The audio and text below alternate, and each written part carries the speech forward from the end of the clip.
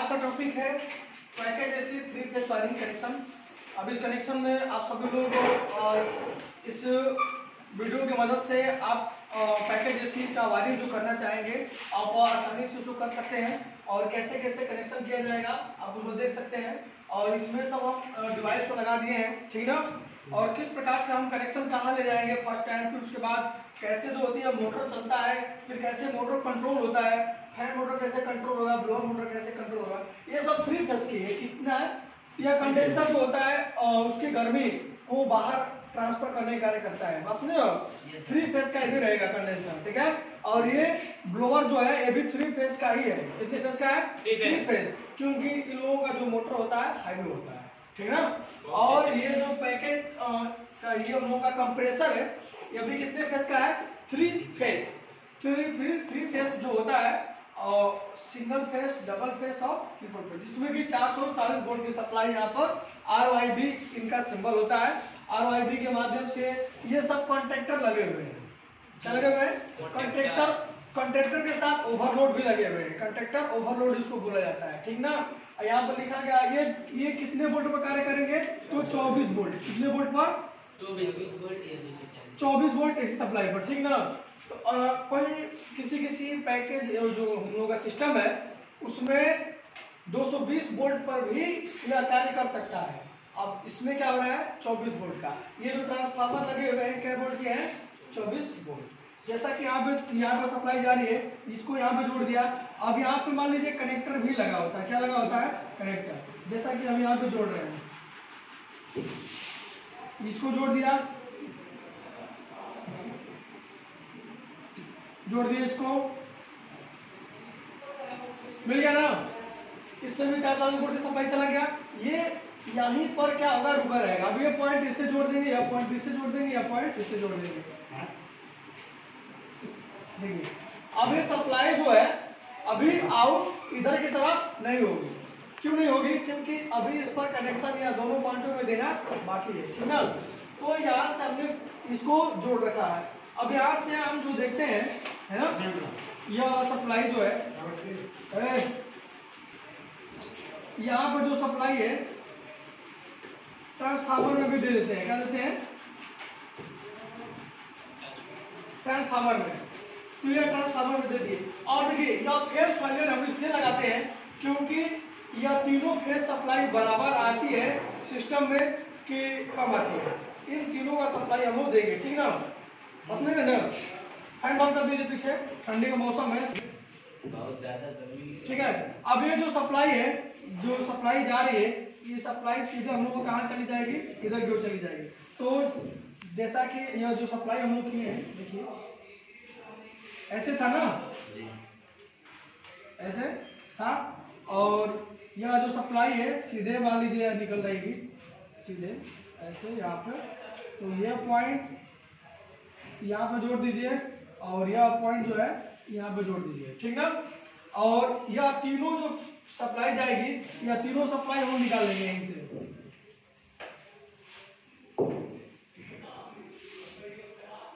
निकल गया ना। अब ये तीनों जो सप्लाई होगी, यह तीनों सप्लाई है ना, ये ट्रांसफार्मर है। क्या है?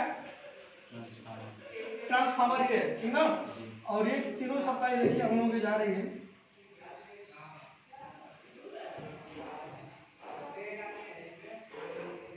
एक सप्लाई जोड़ दिए,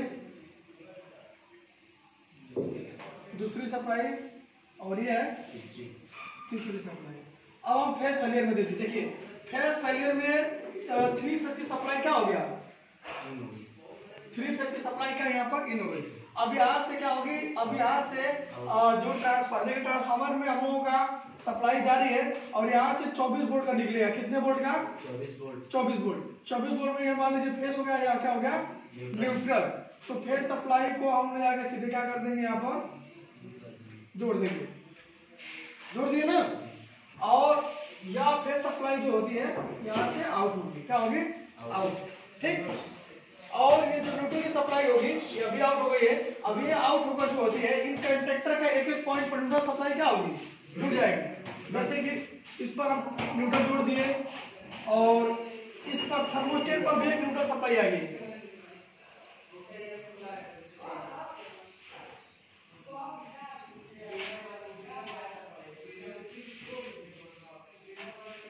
देखिए थर्मोस्टेट पर न्यूट्रल पहुंच गया ना।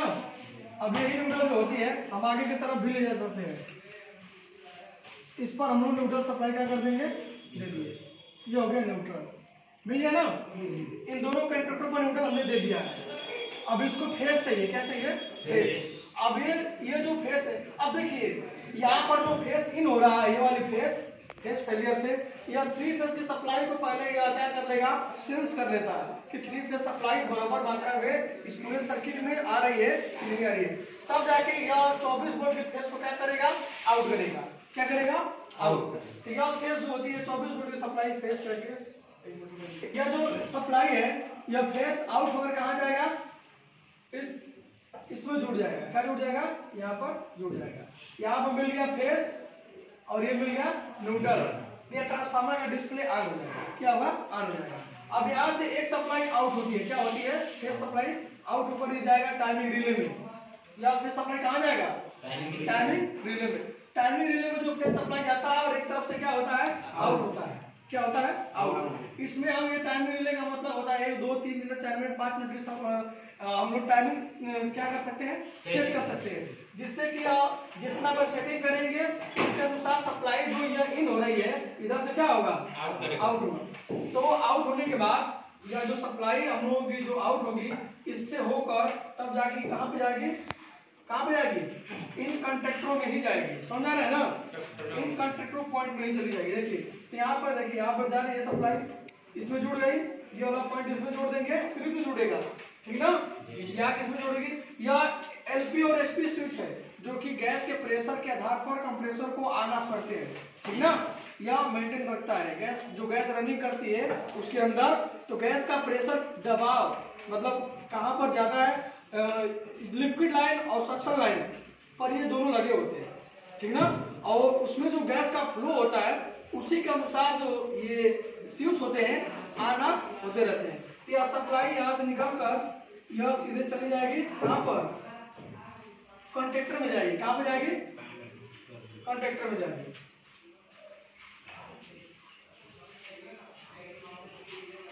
देखिए यह सप्लाई जो है यह क्या सप्लाई क्या होगी, यहाँ पे जाएगी और यह ओवरलोड इस पिन पर आएगी। यहाँ पे आएगी इस पिन पर,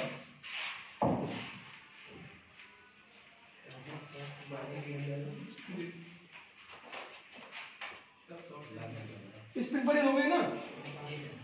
अब यहाँ से इन होने के बाद अब ये आउट होकर इस कंडक्टर में फेस क्या होगी, चली जाएगी। फेस मिल गया, नहीं मिल गया। देखिए ये ओवरलोड है, ये ओवरलोड का पॉइंट है। यहाँ से इन होकर यहाँ से क्या होती है, आउट होकर इसमें जाकर पॉइंट में, ठीक है। और ये जो कंडक्टर है अब आगे की ओर सप्लाई क्या कर देगा, कंप्रेसर भेज देगा। कहाँ भेज देगा, कंप्रेसर में। जैसे इसको सप्लाई मिलेगा इस कंडक्टर को, है ना, यह जो फेस सप्लाई यहाँ पर रुकी हुई है यह आगे की ओर क्या कर देगा, आउट कर देगा। जिससे कि इसके अंदर भी सप्लाई जाएगी इस मोटर में, और क्या होगा, कंप्रेसर में भी क्या होगा, सप्लाई जाएगी। देखिए 2 नंबर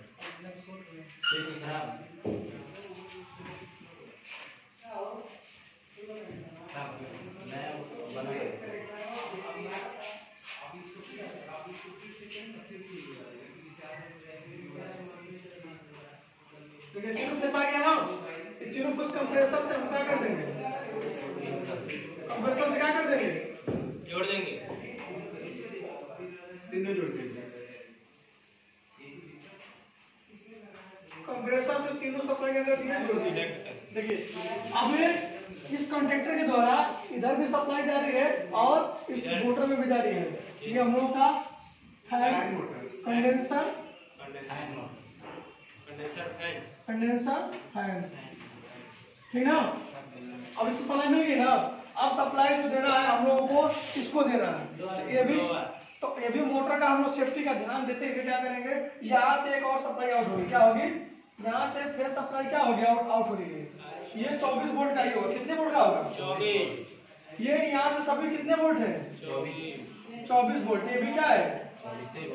24 वोल्ट की सप्लाई है, ठीक ना। अब यहाँ 24 वोल्ट सप्लाई आउट हो रही है। 24 वोल्ट की सप्लाई यहाँ पर इन होगी। कहाँ पर जाएगी? यहाँ पर,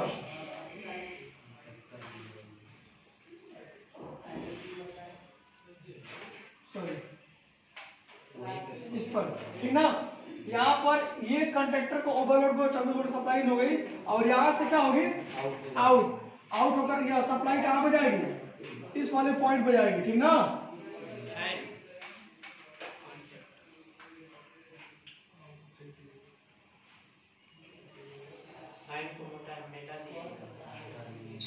इधर से नीचे से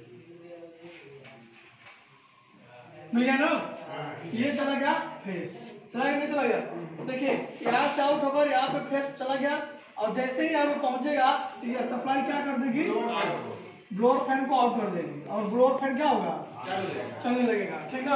अब देखिए अब पूरा हमने वायरिंग कर दिया गया है। अब इसका समझ लीजिए कि यहाँ थर्मोस्टेट है, थर्मोस्टेट पर 24 वोल्ट की सप्लाई होगी, डिस्प्ले ऑन हो जाएगा। यहाँ से इसका हम लोग मेंटेन कर सकते हैं, ठीक ना, टेम्परेचर को। और यहाँ से ये जो पावर रिले है कंप्रेसर को आना। देखिए जो थर्मोस्टेट सप्लाई आउट हो रही है ये वाली, ये इन हो रही है ट्रांसफार्मर से सप्लाई। देखिए ये फेज फेलियर जो होता है, अगर तीनों फेज बराबर, यहाँ से तीनों फेज बराबर यहाँ पे फेज फेलियर में नहीं आएगा, दो ही फेज आ रहा है, तो अभी हम सिस्टम या फेज फेलियर जो है इस सिस्टम को चलने नहीं देगा। बस में है ना। आधी सप्लाई तीनों दिया रही है। अब जो है फेज इधर की तरफ जा रही है, इसमें जाएगी स्विच में और यह स्विच सीरीज में जुड़ा होता है। यदि इसमें का एक भी स्विच अगर आप हुआ तो भी सप्लाई जो होती है हम लोग डालेंगे यहाँ पे सप्लाई। ये जो सप्लाई जो यहाँ पे आ रही है ना, यहाँ पर ही हो गया, यहाँ पे आउट हो रही है, आउट होने के बाद यहाँ पे जाएगी। यह सप्लाई इधर से जा रही है, यह सप्लाई इधर से जा गई टाइमिंग रिले में, टाइमिंग रिले के बाद कंप्रेस ये एसपी में जा रही है। तो जैसे 3 मिनट का सेटिंग हम किए हैं, मान लीजिए कितने मिनट का? 3 मिनट सप्लाई इधर आउट होगी और इसके बाद इन दोनों स्विचों से होकर सप्लाई जो होती है इसमें जा रही है। कहाँ पे जा रही है? ये वाला कंडक्टर ओवरलोड में जाएगी और ओवरलोड के आउट होकर कहाँ पे जा रही है? यहाँ पर न्यूट्रल मिल रहा है, फेस मिलते ही ऑन हो जाएगा और सप्लाई इस कंप्रेसर से देने लगेगा। जैसे इस कंप्रेसर में किसी प्रकार की कोई दिक्कत होती है तो ये ओवरलोड जो होता है इस सप्लाई, यहाँ पे सप्लाई जो आउट हो रही है उसको बंद कर देता है। जैसे ही सप्लाई बंद होगा या कंडक्टर ऑफ होगा और सप्लाई इधर जाना क्या होगा? बंद हो जाएगा। यदि इस कंप्रेसर में जो गैस फ्लो हो रहा है तो इस एलपी और एसपी स्विच का कार्य क्या होता है? जब गैस जाता है और दबाव कम बेसी जब होता है ना, ये क्या करता है, कोई भी एक स्विच इसमें बंद होगा तो सप्लाई इधर से आउट होना क्या होगा? इधर जाना बंद हो जाएगा। तो यहाँ पर सप्लाई जाएगी ना, कंडक्टर चलेगा और ना सप्लाई इधर की ओर आउट होगा। समझ में ना।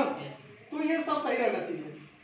उसके बाद जब देखते हैं अब इसके सेफ्टी के लिए, इस मोटर के सेफ्टी के लिए ये ओवरलोड है जो कि थर्मोस्टेट से यहाँ पे सप्लाई जो हो रही है जा रही है फेस और यहाँ पे चली गई और यहाँ से क्या हो रही है? आउट होकर यहाँ पे चली गई और न्यूट्रल क्या हो रहा है? मिल रहा है। तो इसमें क्या होगा, जैसे ओवरलोड फैन पर किसी भी प्रकार का कोई लोड पड़ता है तो ये ओवरलोड की सप्लाई क्या होती है? कट जाएगी और यहाँ पर कंडक्टर में 24 वोल्ट सप्लाई बंद हो जाएगा और 3 फेज का सप्लाई आउट होना भी क्या होगा? बंद हो जाएगा। इस तरह से ओवरलोड जो कंडक्टर है ना, ये 3 फेज के जो कनेक्शन डायग्राम है, इन डायग्रामों में यह प्रोटेक्शन सिस्टम में कार्य करता है। यह एलपी और एसपी स्विच जो होता है हाई प्रेशर और लो प्रेशर को मेंटेन करता है और इस पर कंप्रेसर में किसी प्रकार का जो लोड पड़ता है यह ओवरलोड प्रोटेक्टर जो होता है इस पर सप्लाई कट कर देगा और 3 फेज सप्लाई कंप्रेसर में जाना क्या होगा? बंद। तो सिस्टम पूरी तरह से बंद हो जाएगा। तो इस तरह से आप पूरी चेकिंग क्लियर कर सकते हैं। इसमें कॉइल होता है, इसको भी चेक कर सकते हैं। इसमें अधिक कंटिन्यूटी बता रहा है, रेजिस्टेंस बता रहे हैं तो सही है, नहीं बता रहा है तो कॉइल डीजल, इसका कॉइल जल जाएगा तो कनेक्ट करने वाली क्रिया खत्म हो जाएगी, ठीक ना। तो इस तरह से आप एक एक चेक कर सकते हैं एक सिस्टम को, या और जो भी खराब होगा आप आसानी से उसको लिया के चेंज करके आप चला सकते हैं, ठीक है। इसमें किसी प्रकार का कोई पॉइंट यदि नहीं समझ में आ गया होगा तो आप लोग पूछ सकते हैं, ठीक ना, कमेंट करके आसानी से पूछ सकते हैं और एक एक पॉइंट को आप समझ सकते हैं, ठीक है। तब तक के लिए इसमें इतना ही, नेक्स्ट टॉपिक में